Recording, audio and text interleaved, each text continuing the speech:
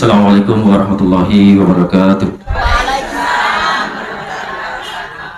Alhamdulillah wassalatu wassalamu ala rasulillah sayyidina wa habibina wa syafi'ina wa nuri qulubina wa qurrati a'yunina sayyidina Muhammad wa ala alihi wa sahbihi wa mawala. Allahumma salli ala sayyidina Muhammad al-fatih lima ughliqa wal khatib lima sabaqa nasrul haqq bil haqq wal hadi ila siratikal mustaqim wa ala alihi wa sahbihi haqqa qadrihi wa miqdaril azim.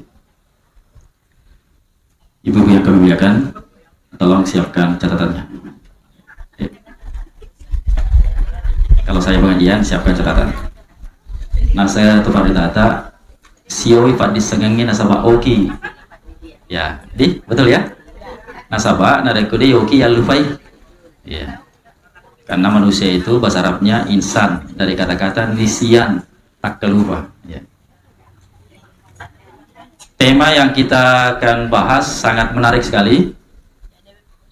Ya, kemana-kemana, ya. Ya. Temanya antara Al-Quran dan rezeki. Ya. Ya. Jadi selama saya di Kalimantan, saya memang mengkaji ya dalil-dalil yang berhubungan dengan rezeki. Karena yang kita pahami, rezeki itu didapatkan dengan bekerja. Padahal banyak amalan-amalan yang bisa mendatangkan rezeki. Salah satunya adalah mengaji. Ya. Menarik kan? Siap catatan? Satu penelitian. Jadi saya kisahkan dulu sebagai mukadimah. Di kota-kota besar sekarang itu kajian-kajian tentang kunci-kunci rezeki, magnet rezeki itu sangat marak. Akhirnya bermunculanlah grup-grup, gerakan-gerakan tentang sedekah. Salah satunya gerakan nasi Jumat. Ya, nasi Jumat atau Jumat berkah ya. Itu awalnya itu di Jawa. Nah, akhirnya meneliti, benar nggak kalau mengaji ini membawa rezeki? Ya, diteliti, ditemukan seorang tukang beca yang tidak punya langganan tetap. Biasanya tukang beca kalau tidak narik itu ngobrol, main catur, main domino, nauzubillah judi ya. Ada yang merumus ya. Ini bapak mengaji. Ya. Diperhatikan, dipantau selama 1 minggu.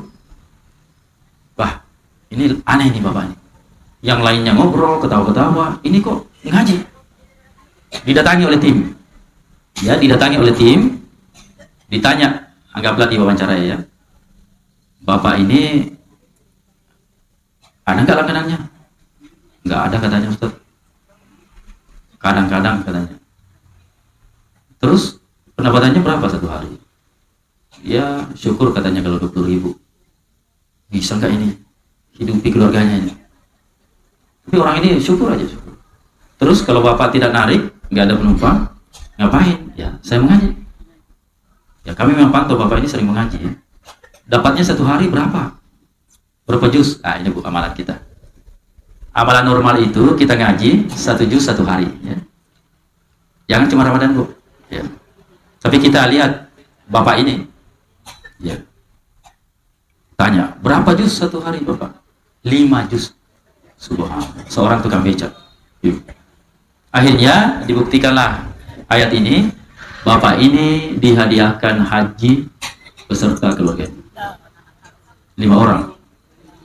Langsung naik. Itu gara-gara mengaji. Baru manusia yang hadiahkan, belum Allah. Ya, kita lihat dalilnya. Siap, catat. Ayatnya. Surah Fatir ayat 29. Fatir 29. Nanti di rumah kita buka Al-Quran ya. Surah Fatir ayat 29. Allah Subhanahu wa taala berfirman, Innalladzina yatluna kitaballahi wa aqamus sholata wa anfaqu mimma razaqnahum sirran wa alaniyatan yarjuna tijaratan lan tabur. Fatir 29 ya, Fatir 29. Artinya sesungguhnya orang-orang yang menjadikan Al-Quran pekerjaannya. Artinya orang yang selalu mengaji, ya. Kemudian mendirikan sholat dan menginfakkan sebagian hartanya, apakah dia terang-terangan atau sembunyi-sembunyi. Ingat, bersedekah itu semuanya baik. Terang-terangan bagus, sembunyi-sembunyi bagus. Yang tidak bagus, diam-diam tidak bersedekah. Ya. Ya. Bersedekah diam-diam bagus. Yang tidak bagus, diam-diam tidak bersedekah. Ya. Kenapa sih harus diumumkan? Biar menjadi semangat bagi orang yang lebih kaya, yang pelit, masih ya. Contoh, ada orang mau dibilang ikhlas. Lihat tuh, si bulan 250, si B 300.000, saya mah diam-diam. Ya. Pas disebutkan hamba Allah 1 juta, nah B teman, itu saya. Mending umumkan saja. Ya, umumkan saja. Gak apa-apa, ini jelas ayatnya. Bersedekah itu diam-diam, terang-terangan bagus. Yang tidak bagus, diam-diam tidak bersedekah. Ya. Nah, mereka itulah, ini intinya, yarjuna tijaratan lan tabur. Jadi orang yang menjadikan mengaji pekerjaannya, amalannya, dia itulah berbisnis dengan Allah dan tidak bakal rugi. Nah, mulai sekarang kita niatkan Bu ya, kita berbisnis dengan Allah, ya, dengan jiwa dan harta kita. Ya. Kisahnya lagi. Dulu, waktu saya masih kecil ya, jarang ada penghafal Quran muda. Betul Bu? Dulu. Sekarang banyak sekali. Anak-anak hafal Quran sekarang. Anak saya 12 tahun hafal Quran. Setelah itu keluar dari pondok, 1 tahun libur main game, hilang semua hafalannya. Bingung saya sekarang. Saya mau ulang nanti. Saya kena Bu. Itu game produk Yahudi untuk merusak generasi umat Islam. Yakini saja. Saya kena. Sedih saya. Ya nama ceramah ini, nah kena kan. 1 tahun 8 bulan hafal Quran anak saya. Hafalan tercepat dan terkuat. 1 tahun saja main game, hilang semua. Biar juz amma hilang. Jadi game ini ada penelitian, fungsinya sama dengan narkoba. Hati-hati. Makanya syukur sekarang ada lato-lato. Ya, mengurangi anak-anak ya main game. Syukur. Itu anak-anak kalau sudah keracunan game, sudah tidak makan, kurang tidur, nggak menjaga sholat, apalagi hafalannya. Saya kena Bu. Makanya nanti saya mau ambil itu anak. Nah, sekedar informasi, insya Allah mungkin doa tak madang, rewana memang di kampung. Ya. Jadi saya 3 tahun di Kalimantan, alhamdulillah tugas sudah selesai ya. Saya bikin majelis, bikin pengajian, dan orang tua kita memanggil sudah rewana anak saya yang di kampung. Dan Allah putuskan antara 2 tempat memang saya cari rapan dengan ya dimanapun. Ternyata teman lebih dahulu ada yang menawarkan rumahnya di Pakajene. Mungkin 3 hari lagi saya ke sana. Saya di sini ufaburai kembar ya. Karena saya cacar ya, maka jadi saya berobat di rapan dulu. Jadi insya Allah kedepannya bisa kita bersama dalam membahas ayat-ayat Allah. Cawe nih di Pakajene, belakang stadion, insya Allah. Doakan Bu ya, semoga urusan kami lancar. Amin. Nah jadi ye riolo degaga maka dapat kafala malolo maku kami galade. Ya. Kita buktikan itu kan penghafal, memang pekerjaannya kan? Ya pekerjaannya, betul ya? Jadi pekerjaannya mengaji, menghafal, mengulang hafalan. Kita lihat sekarang, itu rata-rata penghafal Al-Quran yang muda-muda, lancar nggak rezekinya? Ayo Bu, lancar. Jodohnya pun lancar. Gimana caranya? Itu penghafal-penghafal ditarik dulu misalnya Imam Ramadan. Setelah itu, bagaimana caranya untuk mengikat ini imam? Iba kawin, iba bene, cocok kayak. Saya juga baru sadar. Dia gagah penghafal Al-Quran, terlantar kehidupannya, tidak ada. Betul Bu? Makanya jangan ragu untuk memasukkan anak kita di pondok untuk jadi penghafal. Jangan ragu, jangan malu. Luar biasa Bu, luar biasa itu. Penghafal Al-Quran itu luar biasa. Itu penghafal Al-Quran, orang tuanya wajib masuk surga. Meskipun sholatnya bolong-bolong. Wajib masuk surga orang tuanya. Dan dipakaikan mahkota yang cahayanya melebihi cahaya matahari. Bersama para nabi lagi. Nanti orang kaget kan? Ini tukang becak, kenapa masuk surga bersama nabi? Pakai mahkota. Ini jarang-jarang sholat. Amalannya kurang. Ya namanya orang miskin kan? Orang miskin itu nggak bisa haji, nggak bisa zakat, nggak bisa menyumbang. Tapi kok masuk surga bersama Nabi?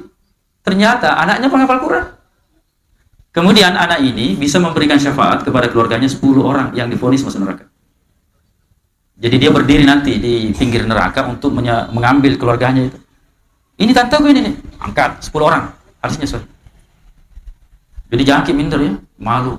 Anak saya harus jadi dokter, bagus. Tapi harusnya Al-Qurannya jangan sampai.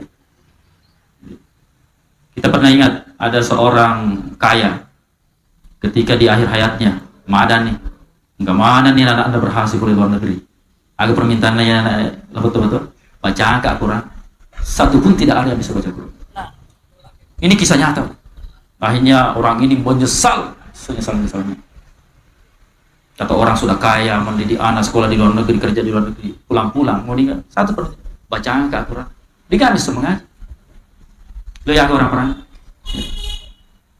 Jadi kita harus yakin, Bu, kalau agama ini betul-betul luar biasa. Yakin. Jadi itu ayatnya ya. Surah Fatir ayat 29. Sekarang hadisnya, catat.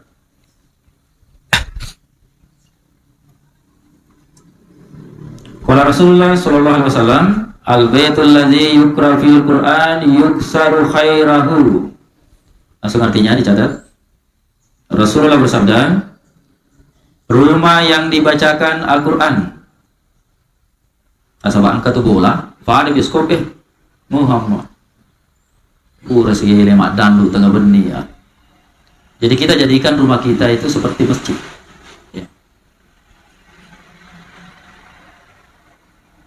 Jadi rumah yang dibacakan Al-Quran bisa berarti sini orang yang selalu mengaji, ya begitulah. Atau catatnya Mbak Deceng. Yuksaru khairahu. Mega Deceng nah. Banyak kebaikannya. Ya. Jadi orang yang selalu mengaji banyak kebaikannya. Tolong bantu saya Bu, keluarkan kata-kata yang sinonim, sepadan dengan baik. Kita mulai. Orang yang sering mengaji, baik, bahagia, sejahtera, tentram. Tolong bantu. Damai. Apa lagi? Ayo Bu, kita ulang. Baik, bahagia, damai, makmur, tentram, sejahtera, sentosa, madecing, bagus. Ayo keluarkan semua. Nikmat. Ayo. Tanya mana nih? Apa silologi bantu kagak ini kagak? Kemana nih kak? Ya. Kesinar ya saya mengaji. Kemana nih dicengin? Sampai-sampai bingung ki agak Vivo. Sogi kaya. Iya kaya. Kaya.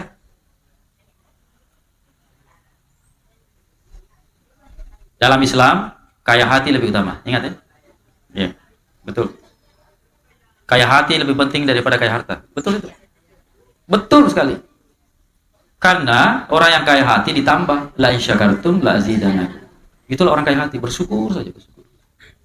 Tapi lain kafartum inna azabi lasyadid. Sesungguhnya azab saya lasyadid, masyadidu.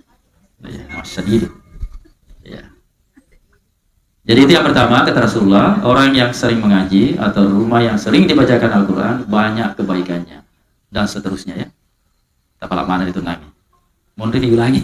Ya. Mungkin ada 10 ibu ya, kebaikan, kemakmuran, kejayaan, kesejahteraan. Kemudian wa yuwassalu ala ahlihi. Rezekinya luas. Ya. Ipalebangi dalek. Wa yuwassalu ala ahlihi. Wasi luas. Jadi rumah yang sering mengaji orang-orangnya, mulai dari cucu sampai nenek mengaji saja, itu rumah berkah, tenang ya, tenang, damai. Kemudian dilapangkan rezekinya. Itu yang kedua ya. Ada 4 poin Bu ya. Saya ulang, yang pertama tadi banyak kebaikannya dan seterusnya ya. Kemudian yang kedua luas rezekinya. Ya. Jadi antara ayat dengan hadis saling mendukung ya, saling menguatkan. Kalau mengaji itu dapat menghasilkan rezeki. Bahkan ada amalan ya. Nanti berseri kita pengajian masalah rezeki, berseri. Kita bahas dulu khusus Al-Quran ya, karena sholat juga mendatangkan rezeki. Ya. Ada nanti kita bahas. Tinggal jadi buku ini catatan saya sebenarnya. Ya. Yang ketiga, ada berenda atau mengaji. Wa yahdurul malaika, didatangi malaikat. Ya. Jadi rumahnya itu malaikat, banyak malaikatnya. Banyak ya Bu, banyak mega di itu malaikat satu saja ya, satu orang malaikat ya. Kita bayangkan ya, itu sayapnya ada yang 60, ada yang 70 sayapnya ya. Nggak usah terlalu dibayangkan fisiknya ya, karena malaikat ini dari cahaya ya. Itu satu sayapnya itu menutupi langit dan bumi. Bagaimana? Bagaimana dengan rumah yang banyak malaikatnya? Ya, seakan-akan saking ininya nggak muat ya. Bukan berarti nggak muat, betulan tidak. Ya. Gitu ya. Jadi malaikat itu makhluk mulia yang sangat besar ya. Karena satu malaikat saja, satu sayapnya sudah penuh langit dan bumi. Ya. Apalagi sekiranya diperlihatkan yang hadir di sini malaikat, kita langsung pingsan semua. Karena nggak kuat melihatnya. Jadi majelis taklim itu adalah majelis yang paling disenangi malaikat. Ya. Kalau malaikatnya ini jauh lebih banyak dari manusianya sebenarnya. Cuma kita masih dihijab. Ya. Kenapa dihijab? Karena nggak kuat jantung kita melihat balasannya amalan itu. Kalau diperlihatkan langsung, namping huruf masa pajak, mati sih kita. Udah nih. Karena saking besarnya itu, makanya ditutup semua. Dosa juga ditutup. Orang melakukan dosa ya tidak apa-apa. Nanti di akhirat dibalas. Kalau diperlihatkan, tidak ada yang melakukan dosa. Misalnya, sekali orang bermaksiat, langsung bonyok kepalanya langsung, ya enggak ada. Jadi fungsi dunia tidak ini. Jadi banyak malaikatnya, didatangi malaikat. Wa yahjur syayatin. Yang keempat, dijauhi oleh setan. Ya kita bahas sedikit setan ya. Ada yang kenal setan?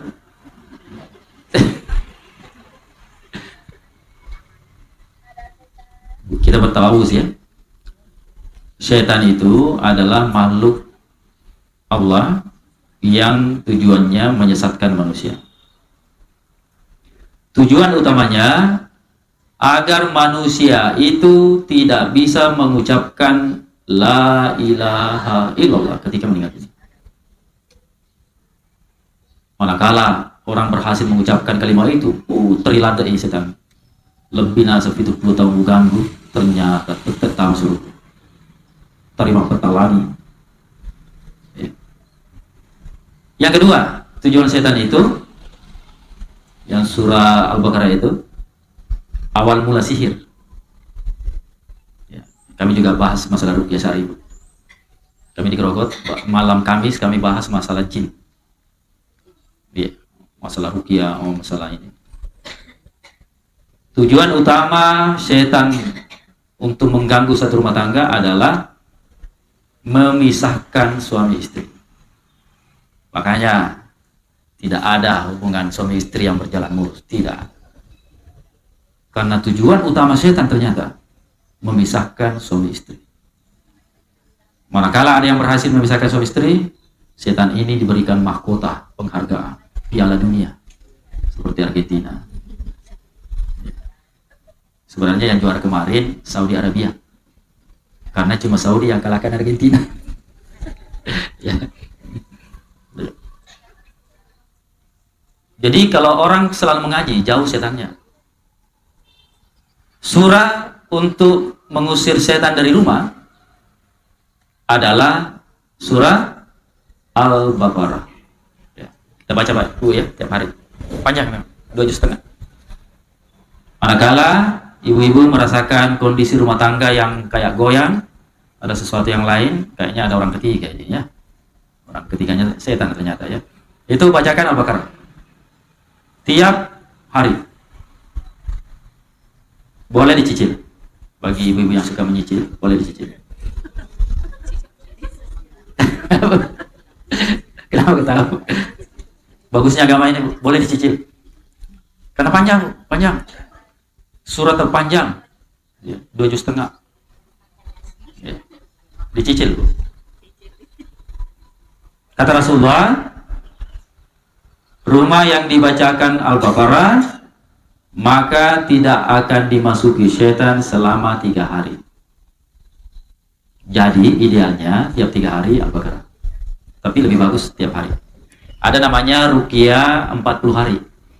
Kalau kita berbicara ruqyah, karena ruqyah nasional itu banyak ya, kami sempat kenalan dengan tim ruqyah nasional. Itu terapi mandiri 40 hari bagi pasangan yang sudah merasakan ini bakal pisah saya, sudah berat ya. Itu terapi mandirinya tiap hari Al-Baqarah selama 40 hari. Terus kita baca Al-Baqarah pakai air ya, untuk diminum ya. Itu namanya jin mahabbah ya. Kenapa meleset? Gak apa-apa kan? Gak apa-apa dik? Ya, saya jelaskan. Jin yang mengganggu manusia itu 2. Yang pada garis besarnya jin nasab. Yang namanya jin nasab gini.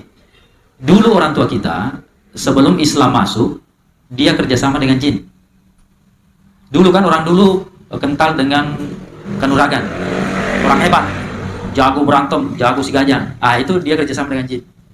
Kita yang kena, karena jin itu usianya panjang. Standarnya jin itu 3.000 tahun.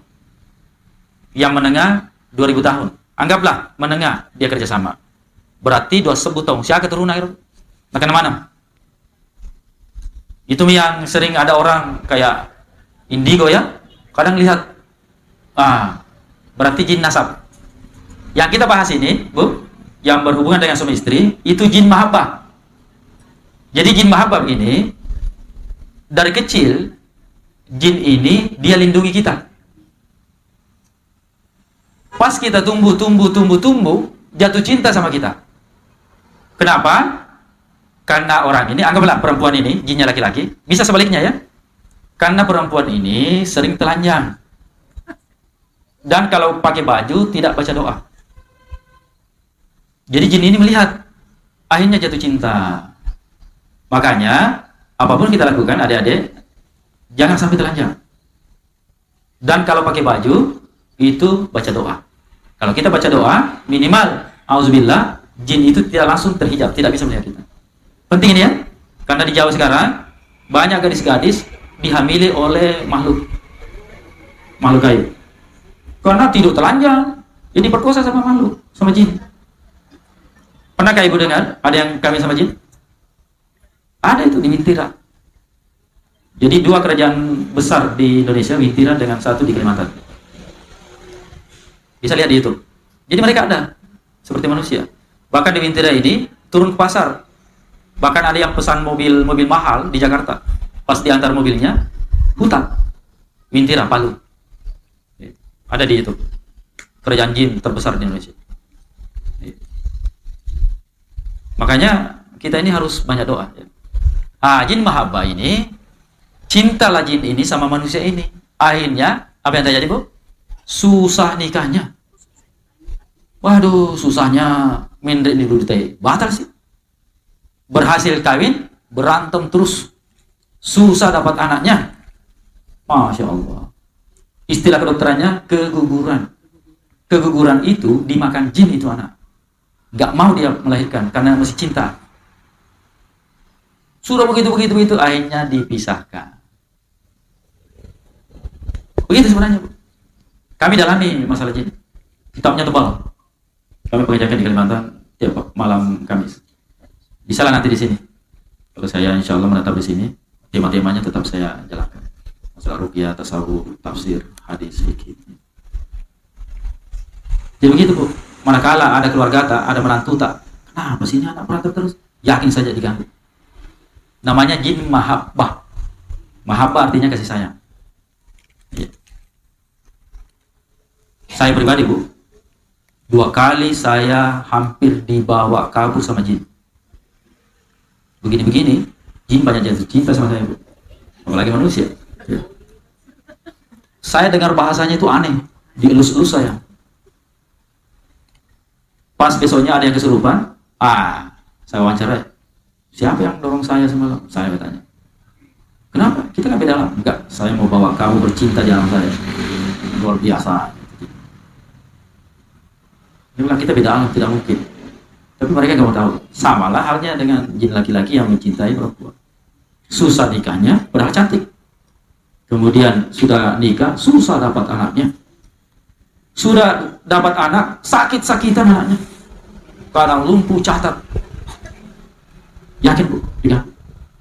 Cuma kalau bahasa kedokteran, ini enggak. Karena kita harus yakin setan itu musuh abadi manusia. Makanya kita itu perintahnya itu berlindung kepada Allah, jauhi langkah-langkah setan. Baru sadar, Bu? Sahabat tahu ada keluarga Anda mengalami gejala ini, ruqyah. Ruqyah syar'i. Jangan ke dukun. Nambah. Melampai si cerita. Pekerjaan di bawah. Aja tas sandal. Ruqyah syar'i.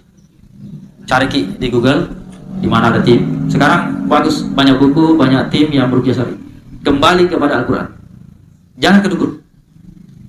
Surah Jin ayat 6. Situ, catat. Surah Jin ayat 6. Orang yang minta perlindungan kepada jin tidak menambah sesuatu kecuali kesesatan. Surah Jin ayat 6. Masalah surah jin, kadang kita ditakut-takuti. Jangan baca surah jin, nanti muncul setan. Tidak begitu. Justru surah jin itu ditakuti setan. Kenapa jadi ruqyah pengajian kita? Berapa menit lagi, Bu? 5 menit lagi ya? Ya, 5 menit ya? Iya. Nanti lain kali lah kita bahas ruqyah ya. Nah, jadi kita kembali ke tema kita. Orang yang sering mengaji, rumah yang sering dibacakan Al-Quran, yang pertama banyak kebaikannya, lapang dan luas rezekinya, didatangi malaikat, dan dijauhi syaitan. Sebaliknya, sebagai penutup, wa innal baita allazi la yukra fil Qur'an yudayyiqu ala alihi wa yaqulu khairahu wa yahjurul malaika wa yahduru syayatin. Kebalikannya 4 tadi, rumah yang tidak sering dibacakan Al-Quran, atau orang yang malas mengaji, bahkan ada yang memang tidak bisa mengaji, alhamdulillah, itu sedikit kebaikannya. Meskipun kaya ya, ingat, nggak ada hubungannya maksiat dengan kekayaan. Gak apa-apa saya jelaskan saja. Jika kita melihat ada orang, makin dia bermaksiat, makin dia berbuat dosa, makin tidak sholat tapi makin kaya, itu namanya istidraj. Saya ulang, istidraj. Istidraj artinya pembiaran Allah kepada seseorang. Demetona. Selesai. Hati-hati. Fede, dia nak sempanya fede sogi, pakai gitu upaya terserah.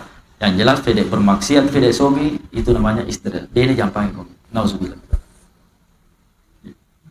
Nggak usahlah kita lihat orang begini. Orang begini tidak bakalan kena hidayah. Maaf. Ya sangat istidraj. Ya. Nauzubillah. Jadi rumah yang tidak dibacakan Al-Quran, sedikit kebaikannya, sempit rezekinya. Artinya ya orangnya taat tapi sempit. Apa sih namanya? Eh, yang tidak mengaji sempit rezekinya. Jika kita melihat banyak rezekinya berarti istidrak, ya, gitu ya. Wa yahjurul malaikah, malaikat menjauh. Iya. Wa yahdurus syayatin, setan pada datang. Tiap saat berantem anu cedek yang pengewangi sih. Ya meskipun namanya suami istri ya bumbu kehidupan ya. Tapi nareko banyakkan mah pengewang lain curiga gitu. Taman itu iblis. Taman setan. Jadi caranya saya ulang, untuk ayat atau surah untuk khusus masalah mengusir jin setan Al-Baqarah ya. Kemudian surah Al-Jin. Kemudian yang pendek 3 kul huwallah, Al-Falaq, An-Nas. Saya pengajarkan terakhir di Kalimantan, Sahih Bukhari saya mengajarkan 18 jilid masalah ini. Jadi terakhir saya ajarkan sebelum kita tidur kita mandi ayat. Yang caranya ikut Ibu. Kita begini ya. Baca kul huwallah 3 kali, kemudian Al-Falaq, An-Nas sekali ya. Ditiup ya. Misalnya bismillahirrahmanirrahim.